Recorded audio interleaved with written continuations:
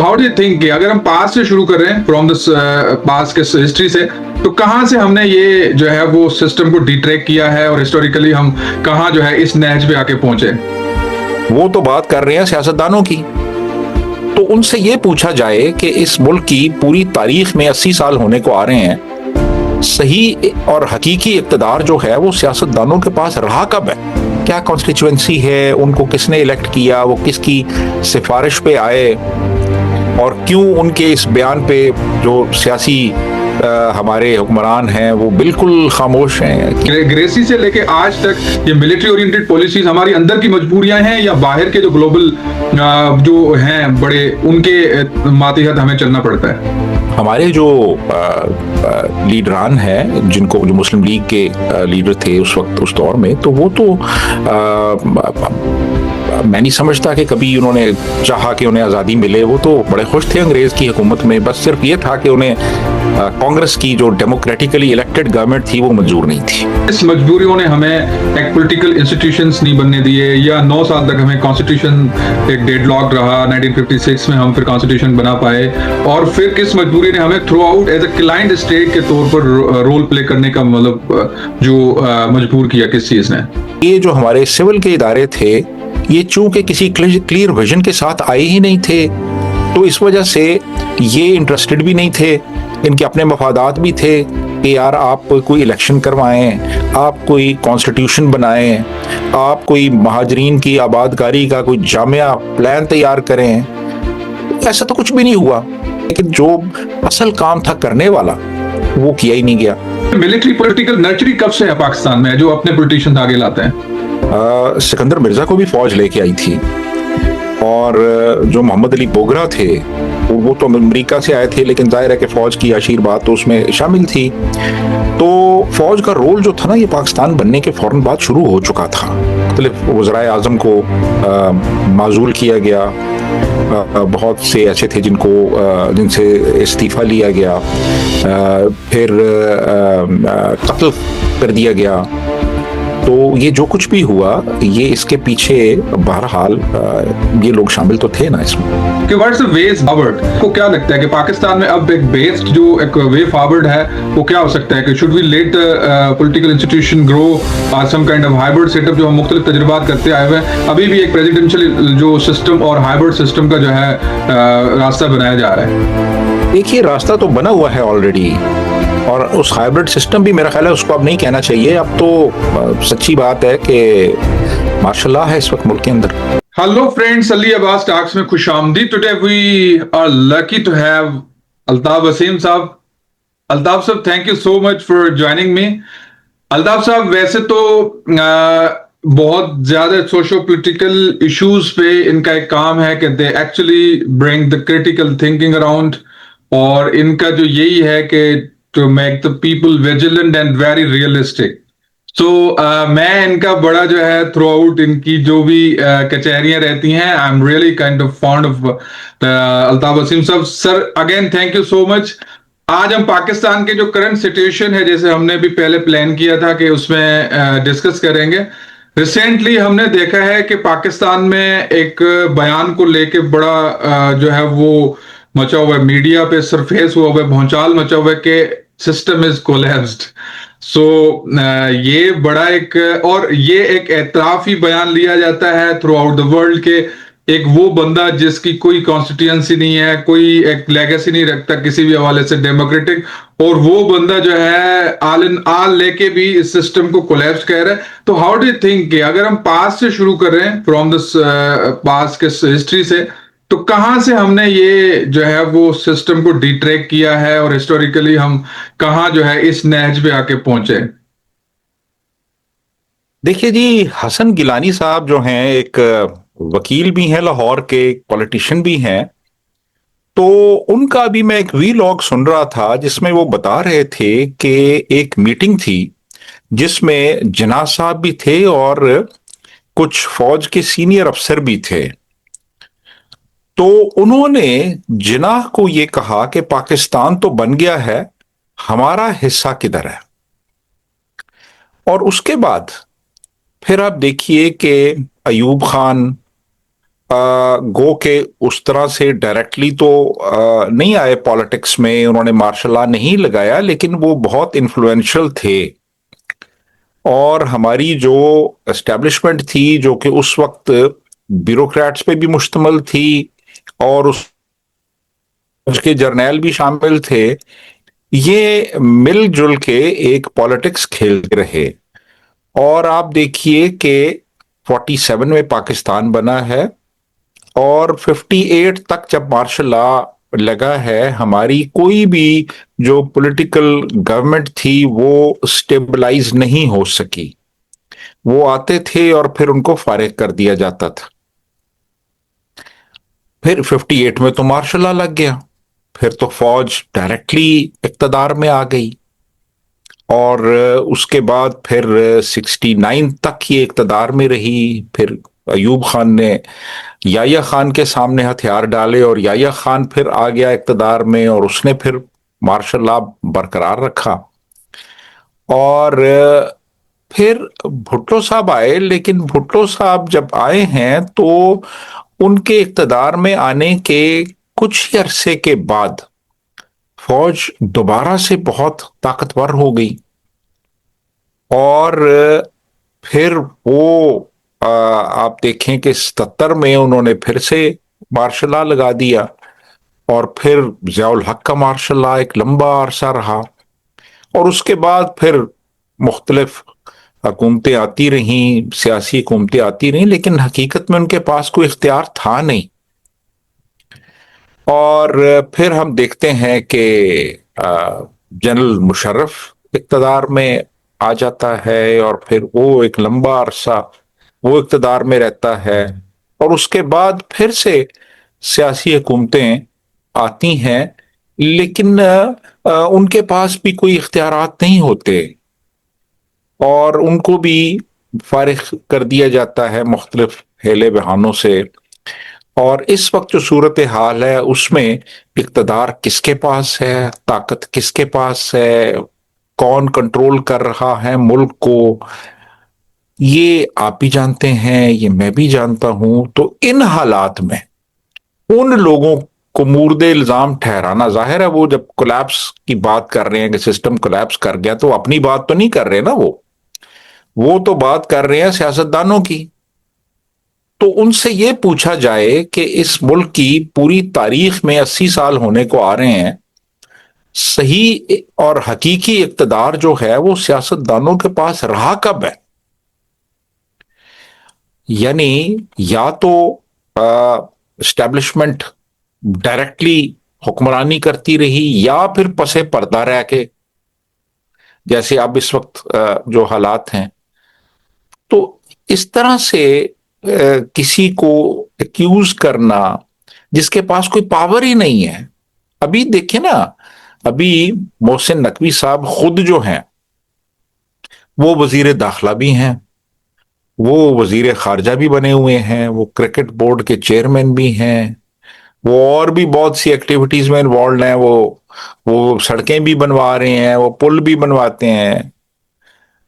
तो अब उनकी, जैसे आपने कहा, क्या कॉन्स्टिट्यूएंसी है, उनको किसने इलेक्ट किया, वो किसकी सिफारिश पे आए और क्यों उनके इस बयान पे जो सियासी हमारे हुक्मरान हैं वो बिल्कुल खामोश हैं। किसी ने कोई, कुछ लोगों ने बात की हल्की फुल्की, लेकिन फिर खामोश हो गए सारे। मतलब साहब मैं इसको वहां से एक चीज कहता हूं कि देखें, हमारे मुल्क में सबसे ज्यादा जो अलमिया है वो सच का है। मतलब मैं कभी कभार ये सोचता हूँ कि क्या हम अगर अपने लोगों से कोई सच भी बोल दें तो इसमें क्या हमें कोई खतरा है। मिसाल के तौर पर अगर हम अपने लोगों से ये बोल दें कि भाई ये जो पार्टीशन स्कीम थी ये तय ही जो है वो 1945 के बाद जो है हुई थी। मतलब इसका फार्मूला पहले तो यूनाइटेड इंडिया के अगेंस्ट जो है के लिए फ्रीडम मूवमेंट चल रही थी, यूनाइटेड इंडिया की आजादी की सब बात कर रहे थे। लेकिन जैसे यूएसएसआर उभरता है और फिर उसका जो मार्शल प्लान यूरोप में आता है, तो फिर एक पार्टीशन स्कीम होती है कि वो वाली बात के उस तरह से यूएसएसआर को कंटेनमेंट पॉलिसी के तनाजुर में हमें एक स्टेट का दर्जा मिला और फिर जो पॉलिसी थ्रू आउट मिलिट्री और क्लाइंट स्टेट ओरिएंटेड पॉलिसीज थी, तो वो हमारे ग्लोबल जो पॉलिटिक्स थी उसकी मजबूरियों के तहत थी। तो फिर आपको मैं वो भी करूंगा कि ये जनरल ग्रेसी से लेके आज तक ये मिलिट्री ओरिएंटेड पॉलिसीज हमारी अंदर की मजबूरियां हैं या बाहर के जो ग्लोबल जो हैं बड़े, उनके मातहत हमें चलना पड़ता है। देखिए, ये एक थेरी है ये कि एक बफर स्टेट की जरूरत थी इंडिया और सोवियत यूनियन के दरमियान। तो इसलिए पाकिस्तान बनाया गया। देखें, आपने बात की कि आज़ादी के हवाले से बात होती रही। आज़ादी, अंग्रेज से आज़ादी की बात सिर्फ कांग्रेस ने की, मुस्लिम लीग ने कब की है? उन्होंने तो जब देखा कि अंग्रेज जा रहा है तो उन्होंने खप डाल दी जी कि आप हमें अलहदा करके जाएं। उन्होंने ये तो कभी नहीं कहा कि अंग्रेज जो है वो यहां से चला जाए। वो तो कांग्रेस कहती रही। क्विट इंडिया मूवमेंट जो थी वो तो कांग्रेस की एक मूवमेंट थी, उसमें इनका तो कोई रोल नहीं था। ये तो सारे, इनमें से तो कभी किसी ने जेल की शक्ल तक नहीं देखी। कांग्रेस की तो सारी लीडरशिप जेल में चली गई थी। तो ये जो आपने बात की है, ये मतलब इसके हक में भी दलाइल मौजूद हैं कि एक बफर स्टेट की जरूरत थी यहाँ पे, और अंग्रेज ने एक बफर स्टेट क्रिएट की। इंडिया अगर यूनाइटेड होता, एक बहुत बड़ी वो एक ताकत थी, तो उसको एक डिवाइड करने की जरूरत उनको शायद पेश आई, तो उन्होंने फिर एक अलग से मुल्क तख्लीक किया। तो ये है एक थेरी। और हमारे जो लीडरान हैं, जिनको, जो मुस्लिम लीग के लीडर थे उस वक्त, उस दौर में, तो वो तो मैं नहीं समझता कि कभी उन्होंने चाहा कि उन्हें आज़ादी मिले। वो तो बड़े खुश थे अंग्रेज की हुकूमत में। बस सिर्फ ये था कि उन्हें कांग्रेस की जो डेमोक्रेटिकली इलेक्टेड गवर्नमेंट थी वो मंजूर नहीं थी। जी। तो उसमें फिर हमें वही है कि थ्रू आउट किस मजबूरियों ने हमें एक पॉलिटिकल इंस्टीट्यूशंस नहीं बनने दिए, या 9 साल तक हमें कॉन्स्टिट्यूशन एक डेडलॉक रहा। 1956 में हम फिर कॉन्स्टिट्यूशन बना पाए, और फिर किस मजबूरी ने हमें throughout as a client state के तौर पर रोल प्ले करने का मतलब जो मजबूर किया, किस चीज ने? देखिए, इसमें दो तीन फैक्टर्स हैं। एक तो ये था कि जब पाकिस्तान बना है तो हमें 17% रिसोर्सेज मिले यूनाइटेड इंडिया के, लेकिन जो फौज हमारे हिस्से में आई वो 33% थी। यानी फौज बहुत ताकतवर थी और बहुत बड़ी थी हमारे रियासती वसाइल के हवाले से। तो अब जाहिर एक डिसिप्लिन फोर्स थी, अंग्रेज की ट्रेंड फोर्स थी, एक उसमें हिरारकी थी, एक डिसिप्लिन था। तो उसके बरक्स जो हमारी जो पॉलिटिकल एलीट थी ना, वो बहुत डिसऑर्गेनाइज्ड थी। वो आ, आ, उसमें ज्यादातर मफाद परस्त लोग थे, अपॉर्चुनिस्ट थे, और उनके सामने कोई वाज़े विजन भी नहीं था कि मुल्क बना तो लिया, अब करना क्या है आगे। तो इसका फिर फायदा जो है वो फौज को हुआ, और वो अपनी गिरफ्त मजबूत करते चले गए।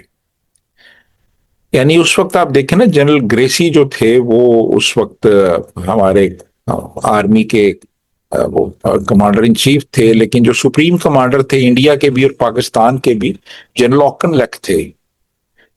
तो कायदे आजम ने जब जनरल ग्रेसी को कहा कि जी अब आप अपनी फौजें दाखिल कर दें कश्मीर के अंदर, तो उन्होंने इनकार इस वजह से किया क्योंकि जो सुप्रीम कमांडर थे इंडिया और पाकिस्तान के वो एक ही थे। तो उन्होंने कहा जी कि चूंकि मैं तो उनकी कमांड में हूं, लिहाजा उनकी इजाजत के बगैर तो हम ये नहीं करेंगे एडवेंचर।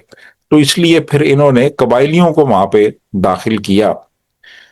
तो फिर बाद में कुछ फौज भी चली गई वहां पे, लेकिन जो असल ताकत थी वो उस वक्त फौज ही के पास थी। यानी वो जिना के ऑर्डर्स को भी डिफाई करने की पोजीशन में थे। तो ताकत तो इनके पास उस वक्त आ गई थी, जो कि फिर आहिस्ता आहिस्ता मुस्तहकम होती चली गई। और ये जो हमारे सिविल के इदारे थे, ये चूंकि किसी क्लियर विजन के साथ आए ही नहीं थे, तो इस वजह से ये इंटरेस्टेड भी नहीं थे। इनके अपने मफादात भी थे कि यार आप कोई इलेक्शन करवाएं, आप कोई कॉन्स्टिट्यूशन बनाएं, आप कोई महाजरीन की आबादकारी का कोई जामिया प्लान तैयार करें। ऐसा तो कुछ भी नहीं हुआ। बस ये था कि जो लोग आए वो उनको उनके कहने पे प्रॉपर्टीज अलॉट की जाने लगी, लोगों ने क्लेम दाखिल किए तो प्रॉपर्टीज मिलती रहीं, लेकिन जो असल काम था करने वाला वो किया ही नहीं गया, कॉन्स्टिट्यूशन बनाया ही नहीं गया। आप देखें ना, 47 में दोनों मुल्क आजाद हुए, पाकिस्तान और इंडिया, उनका 50 में उनका कॉन्स्टिट्यूशन जो था वो प्रोमलगेट हो गया। वो आज भी 26 जनवरी रिपब्लिक डे मनाते हैं। हमारा जो कॉन्स्टिट्यूशन था वो 56 में बना, जो कि 58 में एब्रोगेट कर दिया गया, अयूब खान ने मार्शल लॉ लगा दिया। तो ये फर्क है। तो फिर ये है कि जिना तो फौत हो गए, लियाकत अली खान को गोली मार दी गई, पुरस्रार हालात में दोनों की अमवात हुई।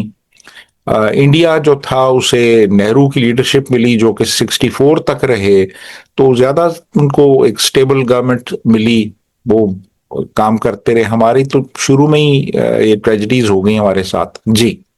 ये इनहेरेंटली जो आपने बताया कि हमारे पास जो भी था वो जम कटा था कुछ पॉलिटिशियंस का, जो कि लोकली अपने अपने मफादात रखते थे। ये this is kind of the perspective that you actually मतलब टेलिंग, एंड इट्स काइंडली मतलब अमेजिंग के, क्योंकि हमारे पास क्योंकि कोई ऐसा विजनरी या जैसे नेहरू को तो एक यूनाइटेड इंडिया उसमें विजन में था, वो मोतीलाल उसके पीछे था, या इवन जो पटेल थे या अंबेडकर थे, या इतने बड़े उनके पास विजनरी थे, उनको पता था कि हमें मतलब अ काइंड ऑफ आजाद जैसे लोग थे उनके कि उनके पास एक पूरा प्रोग्राम था कि अगर हम इंडिया आजाद ले लेते तो एक प्रोग्राम्ड एक प्लान था उनके पास।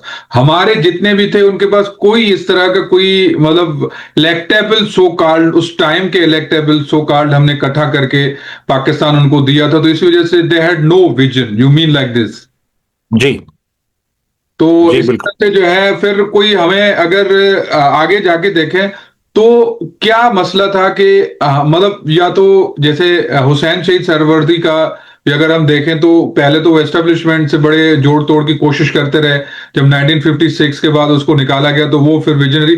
हमारे पास ये जो एक एक मैं पॉलिटिकल नर्सरी की बात कर रहा हूं, कब से शुरू होती है? भुट्टो साहब से अपने पॉलिटिशियंस मिलिट्री ने नर्चर करना शुरू किए, या पिछले भी कुछ अपने जो गुड कॉप्स थे उनको पिक करके, जैसे इस्कंदर मिर्जा है, हुसैन शहीद सरवर्दी है, फिर भुट्टो साहब की एंट्री होती है।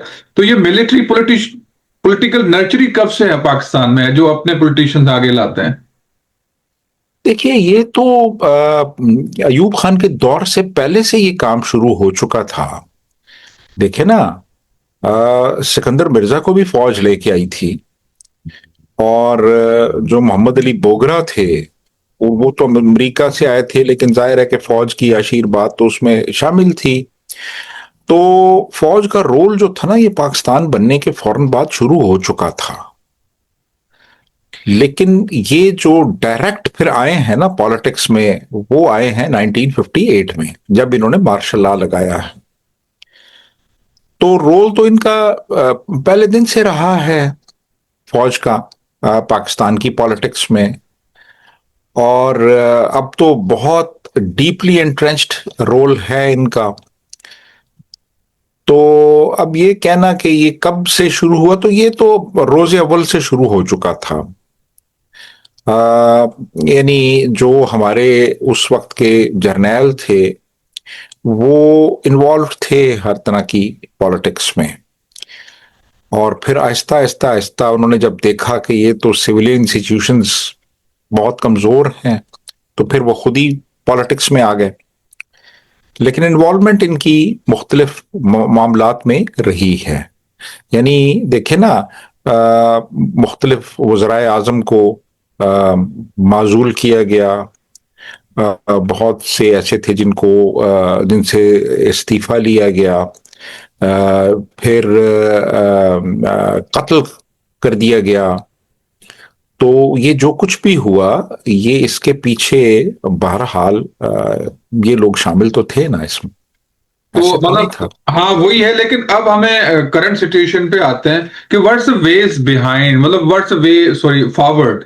क्या लगता है कि कल भी मैं आपसे थोड़ा इस पे डिस्कस करूंगा, मक्का समिट हुई है, इससे पहले भी एक पूरा पाक मुस्लिम फौजों का जो इत्तेहाद था, जो राइल शरीफ जिसको हेड कर रहे थे, कल के इसको लेके आपको क्या लगता है कि पाकिस्तान में अब एक बेस्ड जो एक वे फॉरवर्ड है वो क्या हो सकता है? कि should we let the political institution grow और some kind of hybrid setup, जो हम मुख्तलिफ तजुर्बात करते आए हुए हैं, अभी भी एक प्रेसिडेंशियल जो सिस्टम और हाइब्रिड सिस्टम का जो है रास्ता बनाया जा रहा है? देखिए, रास्ता तो बना हुआ है ऑलरेडी, और उस हाइब्रिड सिस्टम भी मेरा ख्याल है उसको अब नहीं कहना चाहिए। अब तो सच्ची बात है कि मार्शल लॉ है इस वक्त मुल्क के अंदर। एक कह लें कि एक सिविलियन फसाड के साथ। तो अब तो इनकी कोई से ही नहीं है ना, जो पॉलिटिकल हमारे लीडर्स हैं इस वक्त। आपका क्या ख्याल है कि शहबाज शरीफ फैसले कर रहा है या बाकी लोग जो हैं इनके हाथ में फैसले हैं? ऐसी तो कोई बात ही नहीं है। अब तो फैसले कहीं और हो रहे हैं। अब तो इसको हम हाइब्रिड सिस्टम भी नहीं कह सकते। अब तो हाइब्रिड सिस्टम भी नहीं है। हाइब्रिड सिस्टम वो होता है जहां पे मिलजुल के फैसले होते हैं, मिलजुल के डिसीजन जुनेजो मेकिंग और होती जिया का है। कोई इस तरह का जैसे मिलाप था, या वो भी हाइब्रिड नहीं था? जुनेजो जियाद ऊपर बैठा हुआ था, लेकिन जुनेजो फिर भी थोड़े बहुत सुना है फैसले कर लेता था अपने तरफ से। जी, जुनेजो जो हमारा एक प्राइम मिनिस्टर था, वो बहुत बेहतर था मौजूदा जो हमारे हुक्मरान हैं उनसे। उसने तो बहुत एक कह लें कि एक तरह से चैलेंज किया उस जमाने में जियाउल हक को। और वो तो बहुत ही एक प्रोएक्टिव प्राइम मिनिस्टर था। लेकिन अब तो बिल्कुल सूरत हाल मुख्तलिफ है। अब तो मेरा ख्याल है इन्फॉर्म भी नहीं किया जाता इन लोगों को अपने मुख्तलिफ एक हवालों तरह से जो है यूनिलेटरली फैसले हो जाते हैं ऊपर से ही जो है वो। ऐसे लेकिन ही। मैं वो वे फॉरवर्ड की बात कर रहा हूँ कि इस सिस्टम का कोई नेचर भी हाँ, आगे। देखें, वे फॉरवर्ड तो अभी फिलहाल अगर आप सच्ची आप सच पूछें मेरे से, तो मुझे तो कोई वे फॉरवर्ड ही नजर नहीं आ रहा। वे फॉरवर्ड तब होता है जब एटलीस्ट इस बात पे कंसेंसस हो कि यहाँ पे सिविलियन इदारों की एक इलेक्टेड गवर्नमेंट की हुक्मरानी होगी, और फैसले वही करेंगे, और फौज एक मिनिस्ट्री ऑफ डिफेंस के महकमे के तौर पे काम करेगा। लेकिन ऐसा तो नहीं है कोई। यानी इस तरह की तो कोई सूरत हाल ही नहीं है बिल्कुल। आ, हमारे जो फैसला साज हलके हैं उन्होंने तो इस सिस्टम को एक्सेप्ट कर लिया है, और कोई पीसफुल ट्रांसफर ऑफ पावर का कोई रास्ता नजर भी नहीं आ रहा। तो इन हालात में ये कहना कि जी वे फॉरवर्ड तो उस वक्त होता है जब कम से कम ये इस बात पे लोग एग्री करें कि सिविलियन सुप्रीमेसी होनी चाहिए। इलेक्टेड हुकूमतें जो हैं उनका इख्तियार है कि वो कानून साजी करें और कानून को फिर वो एनफोर्स करें, और उनके पीछे अवाम की, कौम की ताकत होती है। और बाकी जो इदारे हैं, बाकी जो महकमे होते हैं, वो उनके ताबे होते हैं इलेक्टेड रिप्रेजेंटेटिव्स के। पार्लियामेंट सुप्रीम होती है।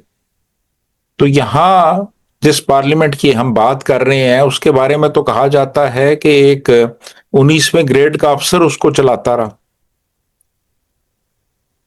है जी। एक कर्नल जो था, वो कर्नल वो पार्लियामेंट मैनेज करता के था। मामलों को देखता था जी। वो पार्लियामेंट के सारे मामला मैनेज करता रहा। जी। तो अब जहां पे पार्लियामेंट का ये हाल हो, मीडिया खत्म हो चुका हो, अदलिया तोड़ दी गई हो, सिविल सोसाइटी न्यूट्रलाइज हो चुकी हो, वहां पे फिर आप मुझे बताएं ना कि वहां पे क्या वे फॉरवर्ड होगा। नहीं, मैं असल में इस सेंस में कह रहा हूँ कि हमें जो चीजें चल रही हैं, बलूचिस्तान से कोई बात करने के लिए तैयार नहीं है। क्यों? कश्मीर की न्यूज छुपाने के अलावा, वहां की हकीकतें छुपाने के अलावा हमारे पास कोई वहां अपने लोगों से बात करने के लिए हमारे पास जो है वो कोई रास्ता नहीं है। इस इलेक्शन होती है तो वहां जो इलेक्शन जो खून से नहलाया है हमने इलेक्शन को कश्मीर में, वो मतलब क्या है? फिर केपी से हम बात नहीं कर रहे, केपी जो भी आता है वो मतलब, और सिंध की बात अगर करें तो वहां पे हमारे पास एक ही सॉल्यूशन है कि उसको डिवाइड कर दें, क्योंकि उसके पास जो नेचुरल रिसोर्सेज वाला एरिया है। तो व्हाट डू यू थिंक? देखिए ना, अ, अ, अब बात ये है कि कोई लाहे अमल है ही नहीं ना, बिल्कुल किसी किस्म का कोई इख्तियारात नहीं है, कोई क्लैरिटी ऑफ थॉट नहीं है किसी किस्म की। और जो ताकतवर हल्के हैं वो इतने ताकतवर हो चुके हैं इस वक्त, क्योंकि जाहिर है बाकी इदारे खत्म कर दिए गए हैं ना, तो वो ताकतवर हल्के इतने ताकतवर हो चुके हैं कि अब वो अपनी टर्म्स डिक्टेट कराते हैं। तो इन हालात में आप क्या एक्सपेक्ट कर सकते हैं कि मुल्क के अंदर कोई तब्दीली आएगी, कोई कोई चेंज आएगा, कोई नए लोग आएंगे? यहां तो वो पूरा सिनारियो बदल चुका है अब। तो मैं तो बड़ा मायूस हूं इस हवाले से। मुझे तो कोई उम्मीद की किरण नजर नहीं आ रही किसी किस्म की भी। अभी आप देख लें कि इस वक्त मुल्क के अंदर दो सूबे ऐसे हैं जो जल रहे हैं, और तीसरा हमारी जो जिसको हम आजाद कश्मीर कहते हैं, वहां पे हालात इंतहाई एक दगरगू हो चुके हैं। वहां पे तकरीबन जो कहा जा रहा है वो ये है कि 100 के करीब लोग मार दिए गए हैं। उधर जो गिलगित बल्तिस्तान है वहां पे भी बहुत अनरेस्ट है। हमारा सिंध का और प्रॉमिस जो है, वहां अपने मसाइल हैं वहां पे। अब ये सूबे बनाना चाह रहे हैं, मजीद एडमिनिस्ट्रेटिव यूनिट्स बनाना चाह रहे हैं, तो मसाइल तो हल नहीं होंगे ना। सूबे अगर बना भी लेते हैं तो मसाइल तो हल नहीं होंगे, मसाइल तो मौजूद रहेंगे। क्योंकि अगर गवर्नेंस के इश्यूज हैं, अगर इलेक्टेड रिप्रेजेंटेटिव्स पावरलेस हैं, और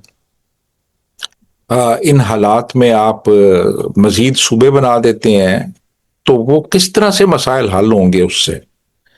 यानी अभी भी देखें ना, अभी भी कमिश्नरेट्स तो हैं ना, तो कमिश्नरेट्स ही एडमिनिस्ट्रेटिव यूनिट्स हैं। बजाय उनको स्ट्रेंथन करने के, अब आप नए सूबे क्यों बनाना चाह रहे हैं? यानी इसकी क्या लॉजिक है? मैं कि वही है कि अगर आप वहां जो एक, क्योंकि सूबों में ज्यादा कंसर्न यही है कि they are a kind of federating units, dominance हैं। अगर आप उनकी किसी भी तरह से ऑटोनॉमी पे वार करते हैं तो वो तो इंटरनल और अंदर जो है एक कियोस को जन्म देगा, बजाय कि आप मामलों को सुलझाने के। ऐसे ही है, ऐसे ही है, उससे chaos मजीद बढ़ेगा, हालात मजीद खराब होंगे। यानी बड़ी तेजी से हालात बिगड़ते चले जा रहे हैं। जी। मैं असल में इस चीज को बड़ा, we are not concluding because मैं कल अच्छी बात है मतलब पाकिस्तान की ये जो मक्का समिट में लीड करना और सिक्योरिटी मुआहदा डिफेंस जो 3 डिग्री है, डिफेंस पैक्ट कहते हैं इसको, बड़ा अच्छा है। लेकिन मैं कभी कभार रिमाइंड करता हूँ टू बी वेरी ऑनेस्ट कि यूएसएसआर 20th सेंचुरी का मोस्ट सेकंड जो है पावरफुल सिक्योरिटी जो है वो के हवाले से कंट्री था यूएसएसआर, क्योंकि वो यूएसए के बाद बड़ा स्ट्रेटेजिकली पावरफुल कंट्री था। लेकिन उसके अंदरूनी मामलात बड़े गंभीर थे। तो हमें क्या मतलब, हम why don't we learn from such kind of things के हमें मामलात एक्सटर्नल से ज्यादा इंटरनल जो है वो सुधारने होंगे। What do you think like?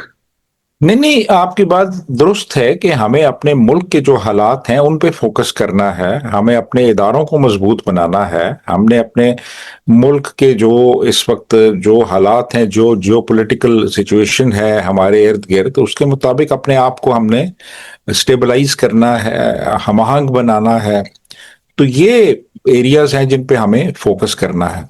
Even economically अगर हम देखें तो इकोनॉमिकली हमें कहीं पे भी कोई भी चीज ऐसी कोई बड़ी विजन, जैसे 1992 में अगर मनमोहन सिंह ने कोई आईएमएफ से निकलने के लिए कोई प्लान भी बनाया था, तो उन्होंने प्लान बनाया था। हमारे पास क्या प्लान है उसके लिए?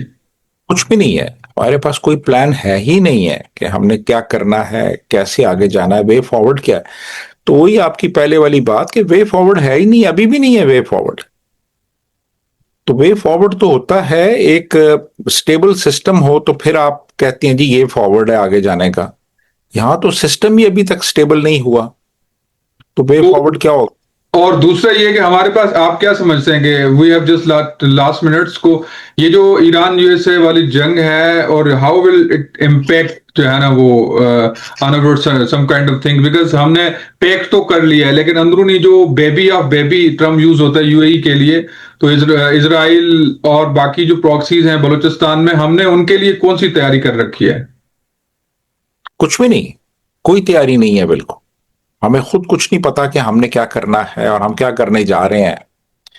तो ये तो बिल्कुल वाज़ेह है, इसमें तो कोई ऐसी मेरा ख्याल है दो राय नहीं होनी चाहिए कि हम एक रास्ते पे चल रहे हैं लेकिन वो रास्ता जाता कहाँ है हमें नहीं पता। तो जी, Altaf sir, thank you so much, and let's hope for the best. And it was really amazing to have you in the session, and hopefully see you soon again. Thank you.